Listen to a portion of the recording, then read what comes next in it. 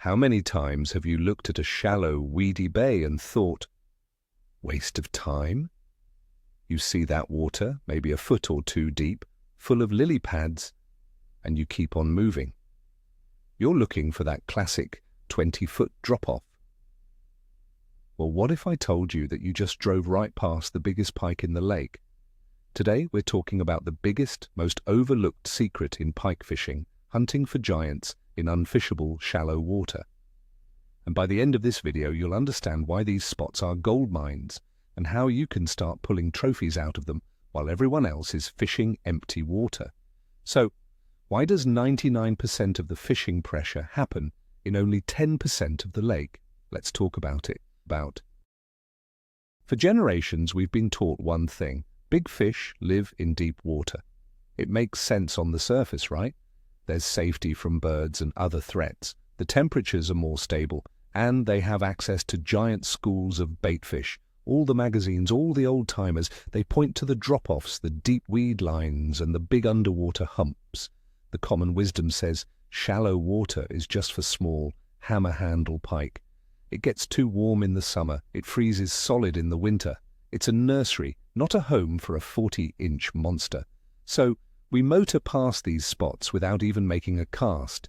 It's an automatic reflex for most of us. We do it because it's what we've always done. It's what worked for our grandfathers. But fish behavior changes, and our understanding of it has to change too. We get stuck in a rut, fishing the same community holes as everyone else and wondering why the bite is so tough. Let's start with the most important question. Why would a giant pike even be there? It's simple. The shallows are the ultimate ambush predator's paradise. Think about it from the pike's perspective. A deep, open water basin offers very few places to hide. You have to suspend and wait. But in a shallow, weedy bay, every lily pad, stem, every fallen log, every clump of cabbage is a hiding spot. A big pike can sit there, perfectly camouflaged and completely motionless, using almost zero energy. It's not just hiding, it's a staging ground. The fish can wait for an unsuspecting bluegill, a frog, or even a small duckling to swim by. It's the perfect setup for a high-efficiency surprise attack. These fish are smart, and they know that an easy meal is better than a hard one. Now let's talk about the menu. We often think of big pike chasing massive schools of ciscos or whitefish out in the deep, and they do, but that takes a lot of energy. The shallow water offers a completely different and arguably easier buffet. The shallows are teeming with high-calorie, easy-to-catch food that doesn't exist in the deep. Think about frogs sunning themselves on lily pads, or big golden shiners hiding in the reeds. Muskrats and voles sometimes swim from the bank, even baby birds that fall from a nest. These are all substantial meals that a big pike can snatch with one quick burst of speed. It's like the difference between chasing down a deer or having a pizza delivered to your door. The shallow water is the pike's personal delivery service for high-protein snacks. Another huge factor is the thermal advantage, especially at key times of the year. In the early spring, after the ice melts, that shallow, dark-bottomed bay is the first part of the lake to warm up. Even a few degrees of warmer water will kickstart the entire food chain. Insects hatch, which brings in panfish, which in turn brings in the pike. The big, lethargic pike can move into this warmer water to soak up the sun, almost like a reptile, to get their metabolism going after a long winter. This makes them more active and more willing to feed. They are there to get comfortable and take advantage of the first available meals of the season. Ignoring these warming, shallow bays in the spring is a massive mistake. This brings us to our first major myth, that big pike always prefer cold, deep water. This is one of the most persistent ideas in fishing, and it's only partially true. Pike are a cool water species, yes, but they aren't slaves to the absolute coldest water in the lake. What they really seek is their optimal temperature range, where their bodies function most efficiently. In the summer, that might be a deep thermocline, but in spring and fall, that perfect temperature might be in just 3 feet of water that's been soaking up sunlight all day. They are opportunistic. They will move wherever they need to go to find a combination of comfortable temperatures and an easy meal, and very often that location is surprisingly shallow. The second myth we need to bust is that there's not enough food in the shallows to support a trophy fish. Anglers see a shallow flat and think it's a desert. They picture that 40-inch pike needing to eat a 2-pound sucker every single day. The reality is a big, mature pike has a slow metabolism. It doesn't need to eat constantly. It can lie in wait for days for the perfect, high-value meal. One big frog or a 12-inch perch provides a huge amount of energy. So while the shallows might not have massive schools of bait, they have the right kind of bait. It's about quality over quantity. That one easy, high-calorie meal is often a better survival strategy than burning tons of energy chasing schools of shiners in open water. And what about the idea that they're too exposed to predators in the shallows? This is a common objection. People think a big pike will be vulnerable to ospreys or eagles, but let's be realistic. What is going to prey on a 35 or 40-inch pike? It is the apex predator in that system. Nothing is hunting it. In fact, the opposite is true. The shallows provide the pike with cover and concealment from its prey. It can use the weeds, logs, and shadows to become invisible. It's not there to hide from danger. It's there to be the danger. The only real threat to that fish is you, the angler. And since most anglers drive right past these spots, the fish feels perfectly safe. So, now that we know why they're there, let's talk about when to target them. The number one time is early spring. This is the pre-spawn and post-spawn window. The pike move up into shallow, protected bays and marshy areas to spawn. Right before they do, they are feeding aggressively. And right after, they are recovering and looking for easy meals to regain their strength. The baitfish, like perch and sunfish, are also in these same shallow areas. It's a perfect storm. The fish are there, they are hungry, and they are concentrated in predictable locations. If you're not fishing shallow in the spring, you're missing the best pike bite of the entire year. But what about summer? The common advice is to go deep. But here's the summer surprise. Big pike will still use the shallows during low light periods. Think about it. At dawn and dusk, the water cools slightly, and the lower light levels give the pike a huge advantage. They will cruise out of the slightly deeper adjacent water and move into the shallow flats to hunt. It's a quick raid. They move in, grab a meal, and move back out to their comfortable holding spots as the sun gets high.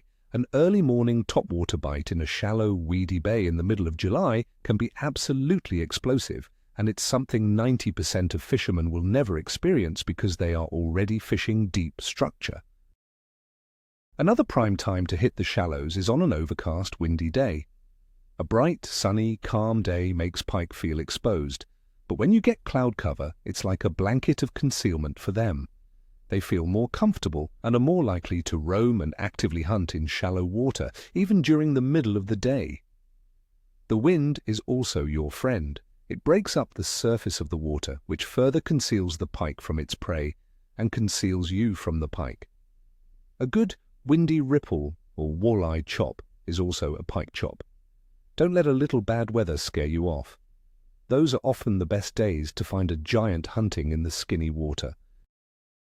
Finally, don't forget about the fall. As the water temperatures begin to drop, there's another major migration back into the shallows.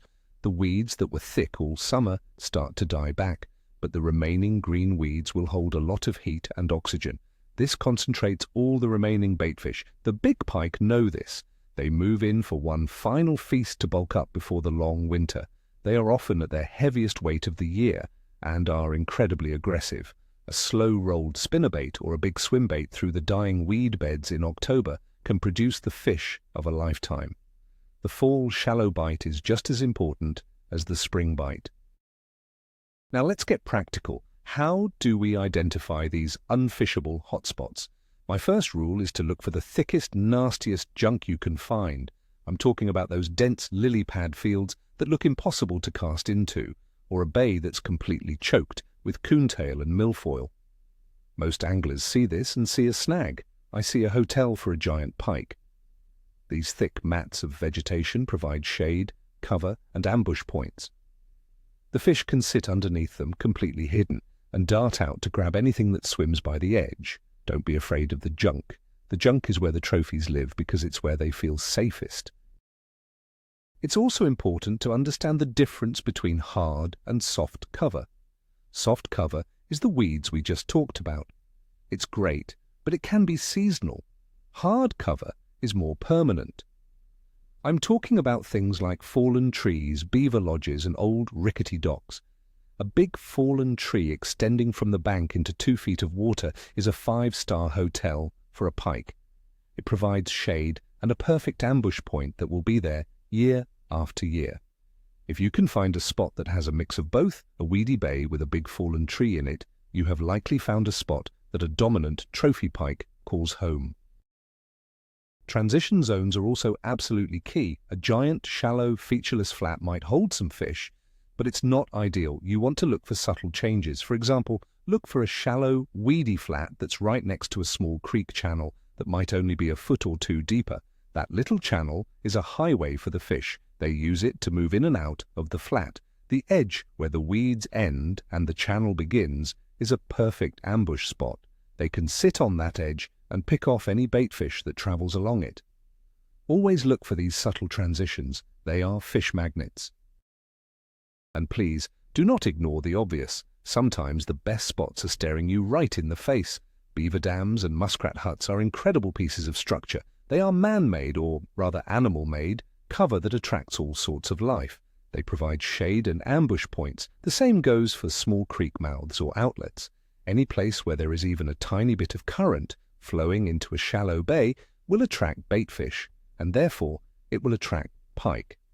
These are high-percentage spots that you can often identify from 100 yards away, yet most boats will drive right by them on their way to a deep point. Once you find these spots, your lure choice becomes absolutely critical. You can't just throw the same deep-diving crankbait you use on the main lake. You need lures that are designed for this environment. This means topwater baits, weedless lures, and very shallow running baits. The goal is to present your lure in that top 1 to 3 feet of the water column, right above the weeds and junk. Your standard tackle box might not be equipped for this, so you need to think specifically about the presentation. It's a different kind of fishing, and it requires its own set of tools for the job. Let's talk about the power of topwater.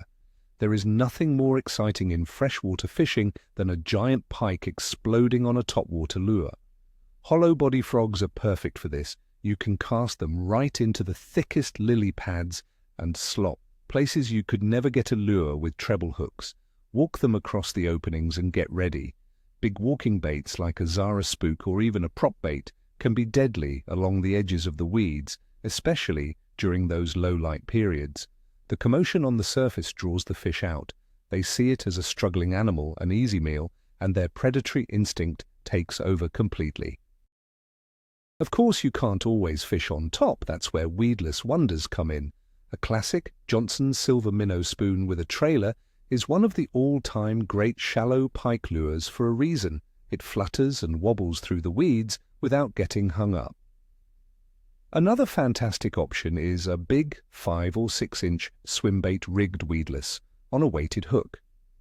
You can swim this just below the surface or let it sink into pockets in the weeds. It looks incredibly lifelike and allows you to cover water and fish through vegetation that would foul up any other lure. Having good weedless options is non-negotiable for this style of fishing. You also have to gear up for battle. This is not finesse fishing. When a big pike grabs your lure in thick cover, it's going to try to dive straight into the weeds and wrap you up. If you're using light line, the fight is over before it begins. You need heavy-duty gear. I recommend a heavy-action bait casting rod at least 7.5 feet long. Spool your reel with no less than 50-pound test braided line. The braid has no stretch, which gives you a powerful hook set, and it has the strength to cut through weed stalks and pull that fish out of the jungle. Don't bring a knife to a gunfight. Come prepared to win. Your approach is just as important as your gear. This is the stealth imperative. You cannot just roll into a 2-foot deep bay with your big outboard motor running. That will spook every fish in a 100-yard radius. You need to approach these spots quietly. Shut down the big motor well in advance and use a trolling motor on a low setting. A kayak is even better because it's silent. If you have a small boat, you can even use a push pole or just a paddle to quietly move into position. These shallow water pike are often on high alert. The quieter you are, the more likely you are to get a bite from that true giant. Ultimately, this all comes down to redefining what a good spot looks like in your mind.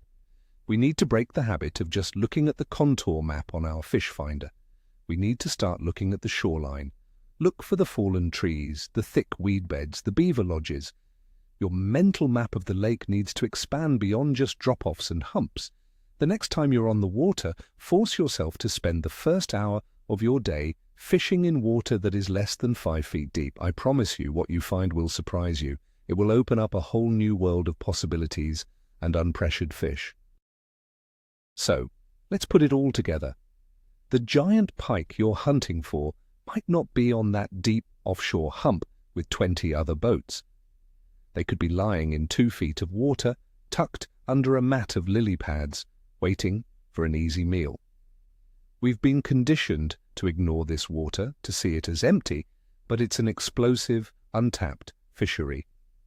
The biggest shift in your thinking should be this.